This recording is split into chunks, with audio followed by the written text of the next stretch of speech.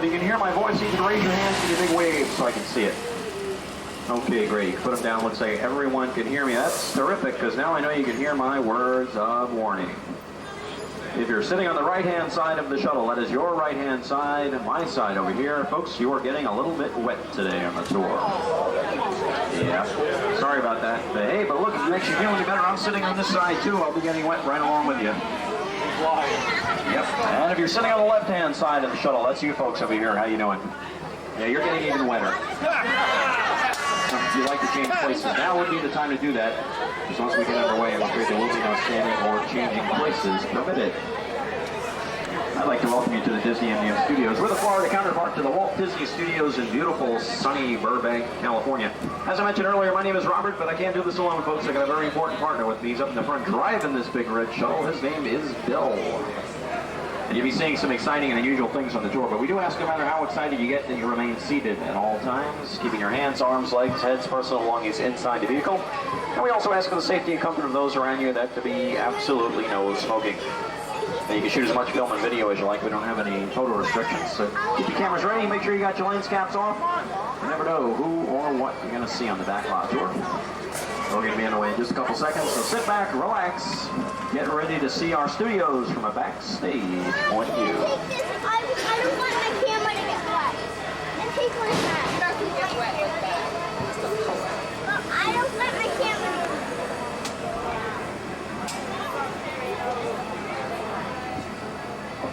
I don't want to get wet. Move it. You don't want to sit there?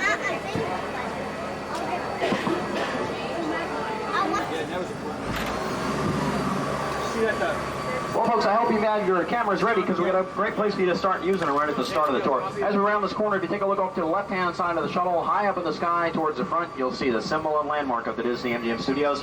That is our world-famous, award-winning Earful Tower. That tower's design is based on a water tank that Mr. Walt Disney had built at his Burbank Studios way back in 1939. We put a big set of mouse ears on ours. That's how we tell the two apart. Now, that tower stands a lucky 13 stories tall. One of those ears weighs 5,000 pounds. The other ear weighs 5,000 pounds. Its 28.5-foot diameter translates to a hat size of 342 3/8. Now, we know that because every holiday season we put a big red and white stocking cap right on top of it. Should be doing that in a couple weeks. The Disney MGM Studios is more than just a theme park. We're actually a high-tech working production center, complete with sound stages, outdoor sets, editing facilities, recording studios. We've got just about everything we need to produce movies, television, and even radio shows. And normally there's a lot going on here at the studios. We're usually pretty busy. In fact, all this week out in the Backlot, we've had a production crew testing some special effects and using one of our large standing sets out there the past few days. We're going to see if we can get some clearance a little bit later on the tour to drive through that set and take a look around. Now, I can't make any promises on that. There are times when that set is off limits to us, so as we get a little bit closer to it, I'll let you know if we can go inside and look around. Over the years, we've had some pretty big stars that have worked here at our studios, among others who recently had the Emmy Award-winning cast and crew from the hit television series ER working on their recent episodes. Just last year, we had Sir Anthony Hopkins and Cuba Gooding Jr. here working on Instinct, which was out in theaters this past summer. And about a year and a half ago, we had Tom Hanks working on his HBO miniseries From the Earth to the Moon. Now, coming up on your right-hand side is one of the large prop vehicles used in the hit film Armageddon, starring Bruce Willis, Ben Affleck, and Liv Tyler. This is a 1/5 scale model of the Space Shuttle Freedom used in that film. Now, if this was a full-scale model, it would be about 30% larger than one of our current space shuttles. It needed to be big enough to fit the Armadillo Land Rover into its cargo bay underneath. You can see the side is looking a little bit beat up. That was using the scenes of the shuttle's crash landing on that giant asteroid that was threatening the Earth. The other side is in a little bit better condition. That was used in the scenes of the shuttle's liftoff from Cape Canaveral. Rounding the corner off to your right-hand side, take a look up in the sky. You'll get another eyeful of our Earful Tower. It's a great shot for your cameras right there. And off to your left, you'll see some single-story buildings called bungalows. They provide office space for the production companies using our studio facilities. Currently in bungalow number 1, we have Jim Henson Productions working on Donna's Day, which is a creative parenting series on the Odyssey Network. We also have Haxon Films working in the studios right now. They're the people that brought you the Blair Witch Project. They're working on their second feature film, a comedy called Heart of Love. They're also working on a new television series. Right now, we're heading inside to the glamorous world of creative costuming. In costuming, the whole process starts with a designer's sketch. If you take a look on the walls either side, you'll see some examples of those sketches. It's from there that our seamstresses and tailors go through 1.5 million yards of fabric every year, creating over 25,000 costumes. Right now, they've got about 3 million garments in their collection. On your left-hand side, you'll see some display cases featuring costumes that have been worn by Sir Anthony Hopkins in Instinct, Harrison Ford in 6 Days, 7 Nights, Adam Sandler as Bobby Boucher in The Waterboy, Matthew Broderick in Inspector Gadget, and finally flight suits worn by Ben Affleck and Steve Buscemi in Armageddon. Over 250 artists design and manufacture the costumes for our movies, television, and entertainment cast scenes here at the Walt Disney World Resort. We're very proud to say that all this activity makes us the largest working wardrobe in the entire world. Coming up on your left-hand side are some miniature sound stages that are currently being used by Emmy Award-winning Duke City Video. They, along with their sister company Hollywood Rentals, provide lighting and camera equipment that are used in our sound stages. They recently won their Emmy Award for their work on the ESPN2 network's X Games. Also to your left is our scenic shop. This is where our craftsmen go and maintain the sets used in our sound stages as well as out on location. They built everything from the Wheel and the Wheel of Fortune game show sets to the sets from the new Mickey Mouse Club, Ed McMahon Star Search, World Championship Wrestling, and Live with Regis and Kathy Lee. Currently, they're working on restoring the Armadillo Land Rover from Armageddon back to its original condition. You can see that right at the end of the tunnel here on your left-hand side. One of the great things about the movies is that we can travel just about anywhere in them. We can go from the house next door to a dangerous canyon. We can even head to the bottom of the ocean. Right now we're going a little bit deeper into the backlot. It's there that we can visit any of those places I just mentioned. If we were filming an undersea adventure, we'd head to the green tent coming up on your left. That contains our underwater special effects tank. As you can see inside, it looks like a big swimming pool, but it ranges in depth from 4 to 16 feet.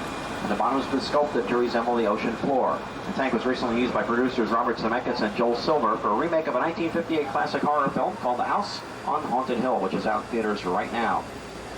It's starring Peter Gallagher and Jeffrey Rush. Pretty neat film. We're going to take a look at some very unusual houses now here on Residential Street. Now, did you ever think it'd be neat to live here in Walt Disney World? You know, before you go packing your bags, folks, you want to take a good look through the first house coming up on your right.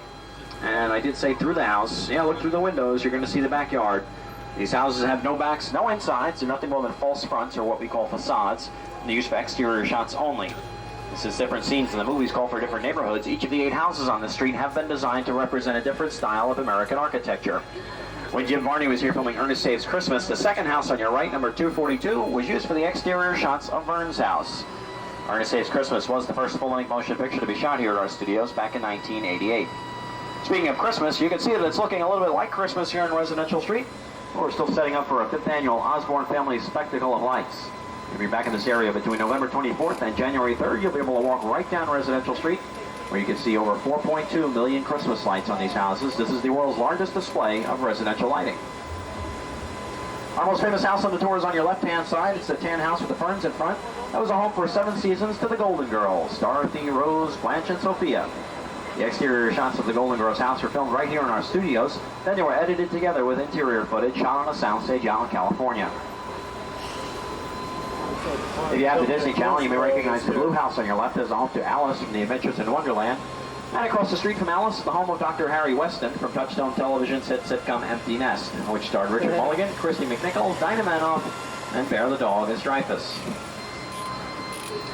When production crews need to travel from cities to towns to film location shots, they've often got to deal with a lot of things they don't have too much control over. Things like crowds, noise, and traffic.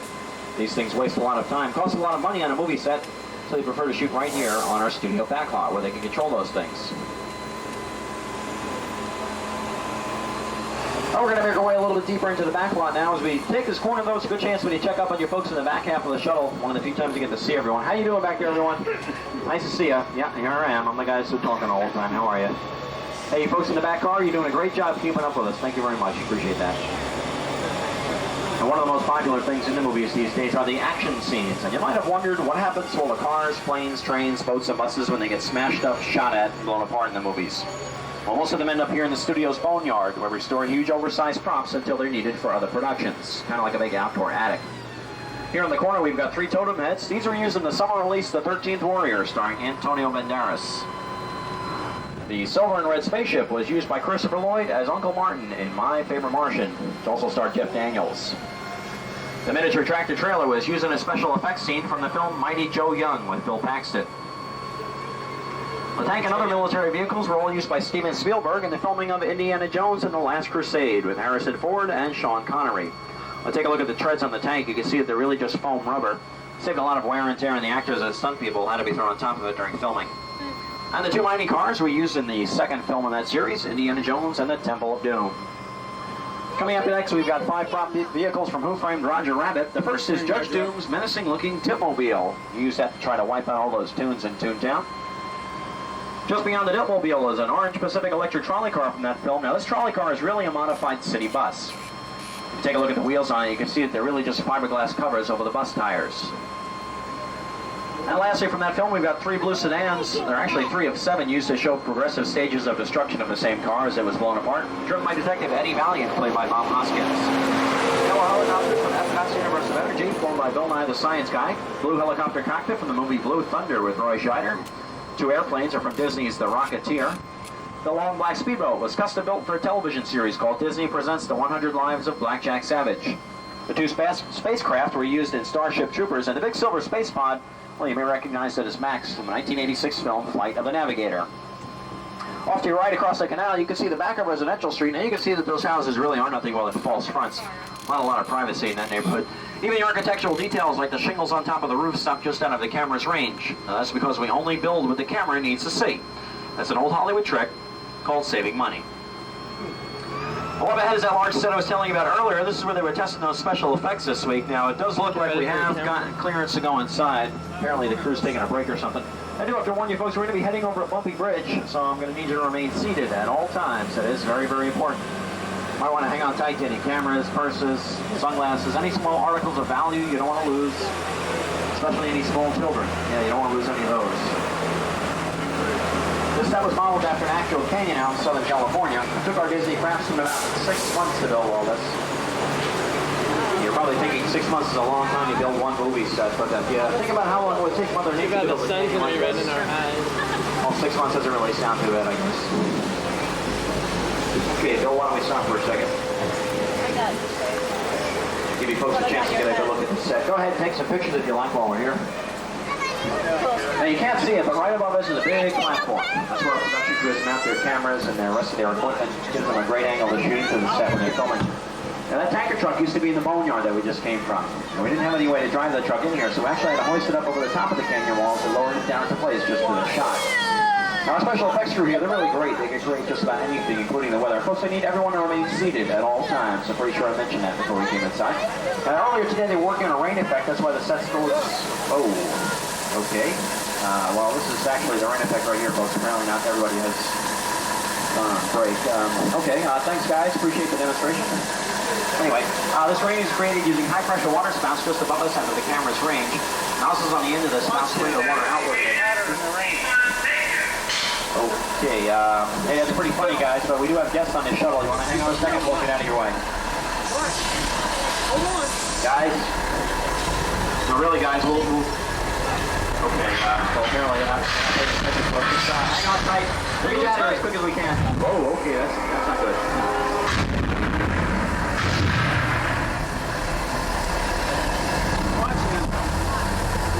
Think you're going to get out of here? Can we get out of here? Come on, it's fun. Come on. The water, dude. The water, look out.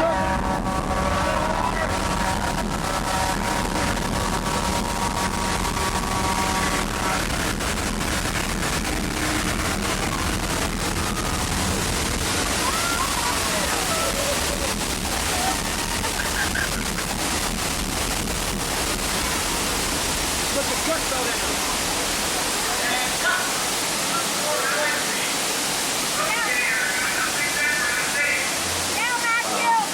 What was that?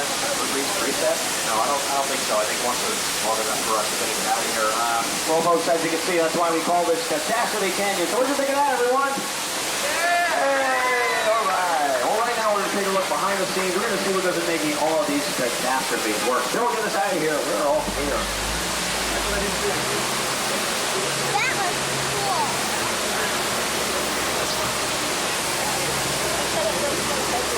How was that sun?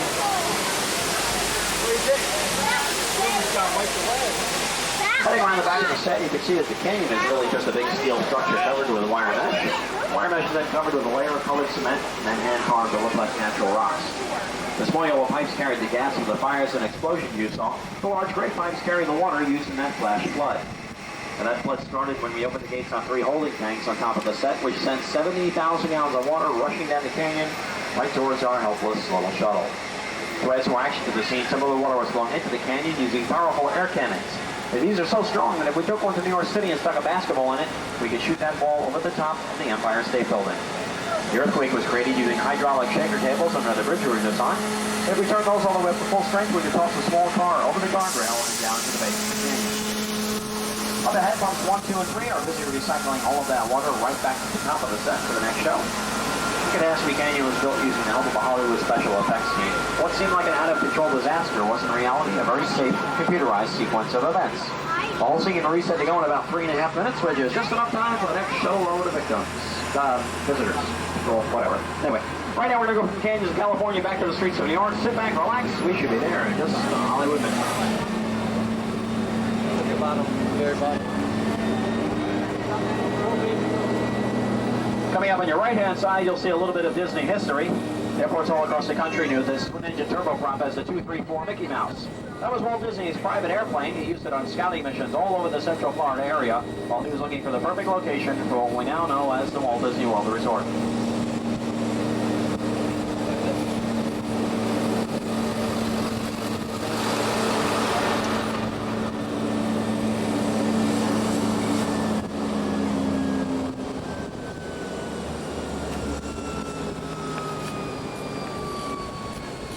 Heading around the corner, if you take a look off to your right, you'll get a backstage view of the Backlot Theater. That's the home of the Hunchback of Notre Dame musical adventure.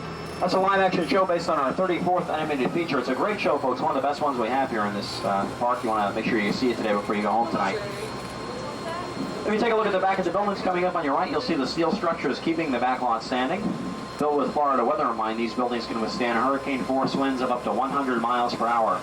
That's pretty impressive when you consider that most of the stones and bricks you see on these buildings are nothing more than painted stucco, styrofoam, plywood, and a very thin layer of cement over the front to give it some texture, but that's about it. They are completely hollow inside. Got a great photo opportunity coming up on your right. Take a look through the Washington Square Arch, and you'll see in the distance what appears to be the New York City skyline right here in Orlando. That's an old Hollywood trick called forced perspective. What appear to be skyscrapers in the distance are really just painted flats mounted at the end of the street. Also got a couple of our Disney stars out here on Washington Square. Got Tigger out there. I see Phil from Hercules and Roger Rabbit. Who else we got out there? I'm sure Eeyore's out there somewhere too. Well, this brings us to the end of our tour, folks. That's where you'll find the American Film Institute Showcase, where you can see our new exhibit, Creatures of Distinction. So you'll see miniatures, models, and puppets and how they're used to create movie magic. Got things in here for movies like Star Wars, The Dark Crystal, George of the Jungle, The Terminator, The Rocketeer, and all kinds of neat stuff. Right now, take a look around you, make sure you've got all your personal belongings. We do ask you to remain seated until we come to a full and complete stop. Once the doors open, lower your heads, watch your steps. You'll be heading into the AFI Showcase through the big...